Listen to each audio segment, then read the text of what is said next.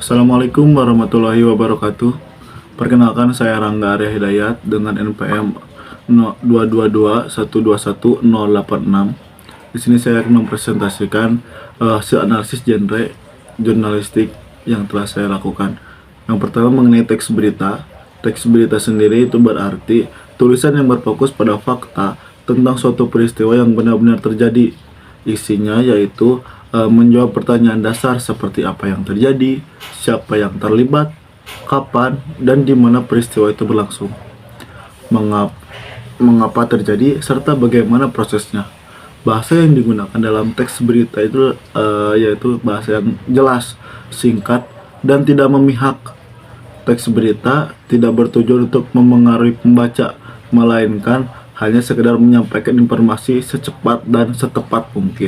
Hasil analisis teks berita yang saya lakukan itu mengenai dengan judul 4 anggota TNI jadi tersangka penyiraman air keras seorang aktivis yang bernama Andri Yunus. Ini inisialnya.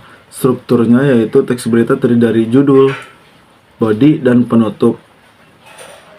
Lalu analisis bahasanya yang digunakan bersifat informatif, lugas, dan objektif. Terus temuan yang menarik adalah itu berita menyajikan informasi secara aktual, lengkap, terdiri dari 5W dan 1H. Lalu menggunakan judul yang clickbait. Lalu yang terakhir ada berita bersifat objektif dengan menyampaikan penyajian sebagai sudut pandang. Contoh kalimatnya yaitu Komandan Puspom TNI mengungkap bahwa keempat tersangka memiliki peran berbeda dalam aksi tersebut. Motif sementara diduga terkait dengan perselisihan pribadi yang berujung dengan tindakan penganiayaan cairan kimia berbahaya.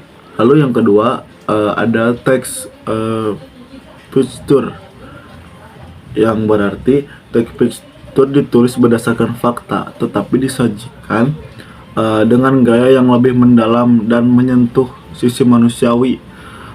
Picture juga tidak hanya memberi tahu apa yang terjadi, tetapi juga mengajak pembaca merasakan suasana, memahami latar belakang, bahkan ikut menerka emosi orang-orang yang terlibat. Penulisannya lebih deskriptif dan naratif sehingga terasa seperti cerita. Picture sendiri itu berarti artikel atau karangan yang lebih ringan, lebih umum, dan juga menonjolkan daya pikat manusiawi. Hasil analisis yang saya lakukan mengenai teks picture yang berjudul Menolak Perang di Iran, Direktur Kontraterorisme AS Amerika Serikat Joket mundur. Analisis strukturnya itu struktur picture yang diawali dengan kalimat pengantar yang menarik minat pembaca. Lalu juga dilanjutkan dengan narasi yang lebih spesifik kepada topik yang dibahas dengan konjungsi pertentangan dan ditambahkan kutipan narasumber. Lalu analisis bahasanya itu picture ini menggunakan gaya yang naratif, kritis, dan juga emosional yang disebut human interest picture. Contoh kalimatnya itu bagi Joken, perang bukan sekedar barisan angka di atas meja strategi. Sebagai veteran Green Barat yang telah 11 kali terjun ke medan tempur, ia tahu betul bau mesin dan tangis kehilangan. Memori yang akhirnya menuntun meletakkan jabatan sebagai Direktur Pusat Kontrateroris Nasional di Amerika Serikat. Lalu yang ketiga ada teks editorial, yang dimana berarti teks editorial merupakan ruang bagi redaksi media untuk menyampaikan pandangan resmi mereka terhadap isu yang sedang hangat. Di sini media tidak cukup menyajikan data mentah, tetapi juga mengambil sikap, memberikan penilaian, hingga juga menawarkan solusi praktis untuk permasalahan tersebut. Teks editorial itu intinya yaitu cara media meramu fakta dan opini jadi tulisan yang singkat, logis, dan menarik. Tetapi tujuannya bukan cuma buat kasih informasi, tapi juga buat mempengaruhi pandangan pembaca supaya mereka sadar betul pentingnya sebuah berita yang viral atau menonjol pada saat ini gitu. Lalu untuk analisis yang saya lakukan mengenai teks editorial yang berjudul Cina tawarkan minyak bagi Taiwan. Analisis strukturnya itu struktur teks editorial Dawe dengan pengenalan masalah dilanjutkan dengan pemaparan penilaian terhadap isu yang sedang dibahas. Lalu untuk bahasanya yaitu bersifat persuasif dan juga otoratif atau berwibawa. Kalimatnya yaitu langkah Beijing menawarkan pasokan bahan bakar minyak BBM gratis bagi Taiwan sebagai imbalan unifaksi damai adalah sebuah strategi soft power yang agresif.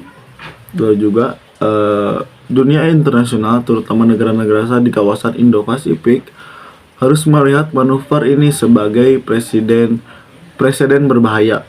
Nah, lalu yang terakhir ada teks opini. Teks opini itu merupakan suatu sikap atau pendapat seorang terhadap sebuah persoalan atau keadaan yang pernah maupun yang sedang terjadi. Dengan arti bahwa teks opini itu merupakan tulisan yang bersifat pandangan pribadi seseorang terhadap suatu isu. Penulis opini menyampaikan gagasan, pendapat, atau argumen secara subjektif dan tidak mewakili sikap resmi media. Setiap orang memiliki opini yang berbeda meskipun membahas topik yang sama.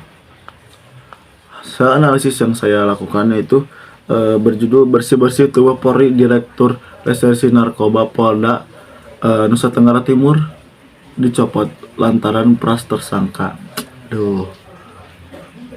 Analisis strukturnya yaitu struktur teks opini tidak kaku, tidak diawali dengan konteks 5W atau 5W1H. Tulisannya biasa dibuka dengan pengenalan isu dan posisi penulis dalam menilai atau memandang isu tersebut. Analisis bahasanya yaitu opini menggunakan bahasa yang tajam, provokatif, dan juga sangat terfokus pada keadilan. Dengan contoh narasi yaitu pencopotan Dir Narkoba Polda Nusa Tenggara Timur akibat dugaan pemerasan bukan sekedar mutasi rutin, melainkan tamparan keras bagi wajah Polri yang sedang berupaya memulihkan citranya.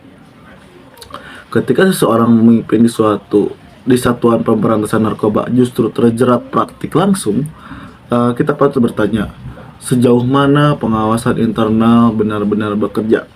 Selanjutnya itu yang terakhir ada infografis sebagai bahan perbandingan antara berbagai genre, di antaranya yaitu teks berita, picture, editorial, dan juga opini, yang dimana ini akan membedakan yang pertama tujuannya, struktur, posisi penulis, 5W1H, dan kreativitas. Untuk berita sendiri itu bertujuan untuk menyampaikan informasi faktual secara objektif, sedangkan picture bertujuan untuk menceritakan kisah yang menyentuh emosi dan memberikan interpretasi mendalam. Untuk editorial sendiri bertujuan untuk memberikan evaluasi kebijakan dan rekomendasi solusi. Untuk opini sendiri yaitu menyajikan argumen pribadi berdasarkan pandangan penulis. Untuk struktur, berita memiliki struktur piramida terbalik, yaitu menempatkan informasi penting di awal. Untuk picture yaitu naratif dan analisis, mengikuti alur cerita dan pengembangan karakter. Lalu untuk editorial memiliki struktur yaitu argumentatif terstruktur dengan pembuka, isi, dan kesimpulan. Untuk opini yaitu argumentatif dengan tesis, poin-poin argumen, dan penutup. Untuk posisi penulis, aspek posisi penulis, berita itu netral dan tidak berpihak, hanya melaporkan fakta saja di lapangan. Lalu untuk picture, semi naratif, penulis dapat menggunakan gaya bahasa yang lebih personal. Untuk editorial, reservasi redaksi menyuarakan sikap institusi media, subjektif mempresentasikan pandangan personal penulis. Untuk aspek 5W1H, berita dominan dan wajib dipenuhi di awal tulisan. Untuk picture, digunakan untuk mendukung narasi, tidak menjadi fokus utama. Untuk editorial sendiri itu digunakan sebagai dasar argumentasi, tidak harus di awal, tetapi tetap ada. Kalau untuk opini, itu digunakan seperlunya untuk memperkuat argumen, bukan untuk melaporkan. Lalu yang terakhir, dari segi aspek kreativitas, berita sendiri itu terbatas oleh kaidah objektivitas dan keakuratan fakta.